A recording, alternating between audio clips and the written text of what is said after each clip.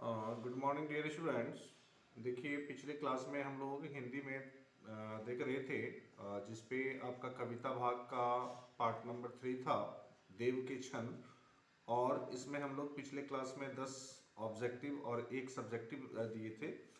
तो आज हम लोग उसी क्रम में आगे बढ़ते हैं और आज का जो आपका पहला क्वेश्चन है, पहला क्वेश्चन था कि हंसी की चोट। ठीक है, हंसी की चोट सवैया में चित्रित बिरहने की मनोदशा का वर्णन कीजिए। मनोदशा का मतलब तो मानसिक दशा।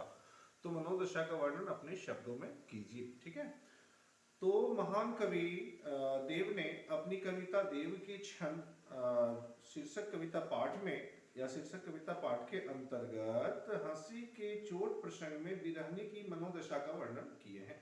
ठीक है, बिरहने की क्या किए हैं? मनोदशा का वर्णन किए हैं। और इसमें खास करके उन्होंने बिरहने की विरह दशा का कारुणिक चित्रण प्रस्तुत किया। कारुणिक का मतलब होता है जिसमें दर्द हो, दुख हो, पीड़ा हो, है ना। तो कारुणिक वर्णन किए हैं। कवि कहते हैं कि जब श्री कृष्ण गोपियों को उससे जानबूझकर मुंह फेर लेते थे तो ऐसी स्थिति में गोपियां हंसना भूल जाती थी। श्री कृष्ण छलिया थे, अब जानते हो, तो वो क्या करते थे? गोपियों से जानबूझकर मुंह फेर लेते थे। तो ऐसी स्थिति में गोपियां जो होती थी उसके मुख से हंसी के जो मेल होते थे, हंसी की जो बोल होती थी वह खत्म हो जाती थी, उसके आंखों उसके मुख से वह भूल जाती थी। उनकी आंखों आंखों उनकी जो आंख होती थी, उस आंखों से उनकी अश्रु की धारा जो थी वह बहने लगती थी, शरीर कांटे की तरह हो जाते थे। ठीक है, और वे कृष्ण के मिलने की आशा पर ही जीवित रहती थी। वह एक टक यानी टकटकी निगाह से खुली आकाश की ओर निहारती थी, देखती थी, और वे जानती थी कि श्री कृष्ण के से मिलने से उनकी हंसी पुनः लौट आएगी। ठीक है, दूसरा जो प्रश्न था, तो दूसरा प्रश्न था सपना कविता में किस प्रसंग का वर्णन किया गया है। देखिए, आपको दूसरी जो कविता थी सपना, और तीसरी कविता जो है वो है दरबार।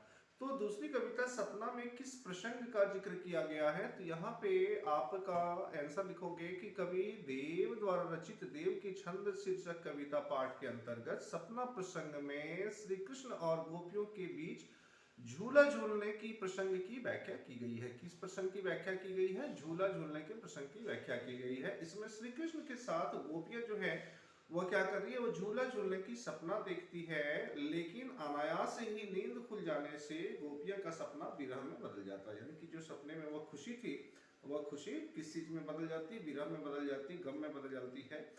इस कविता सपना में कवि ने संयोग और वियोग का मार्मिक अंश प्रस्तुत कर इसे साकार बनाने का प्रयास किया है। यानी कि इस कविता में उन्होंने संयोग, संयोग का मतलब होता है मिलना, और वियोग का मतलब होता है बिछुड़ना, इन दोनों चीजों का वो सुंदर ढंग से इसको चित्रित किए हैं।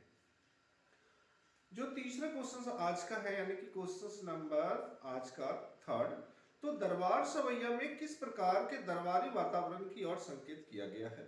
एक कविता है दरबार, इसमें दरबारी वातावरण की किस ओर संकेत किया गया है?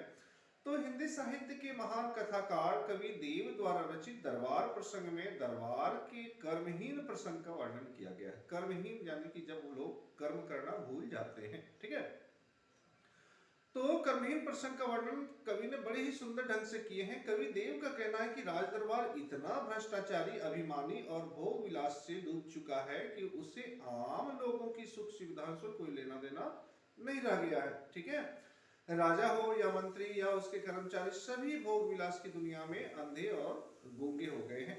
ठीक है, राजा, कर्मचारी या उसके भी और दरबारी जितने भी हैं, सारे लोग क्या है? भोग विलास में अंधे और गूंगे हो गए हैं। यहाँ तक कि स्थिति आम जनता की ना तो कोई सुनने वाला है और ना ही कोई समझने वाला है। ऐसी स्थिति में ज्ञानी व्यक्ति के गुणों का उस दरबार में कोई मोल नहीं रहता। दरबार सुख सुविधाओं की दरबार में जो सुख सुविधा की रुचि है वो ऑलरेडी समाप्त हो चुकी है। दरबार का वातावरण शोकुल यानी शोकाकुल, चिंता युक्त, पतनशील और क्या हो गया है कि निष्क्रिय हो गया है।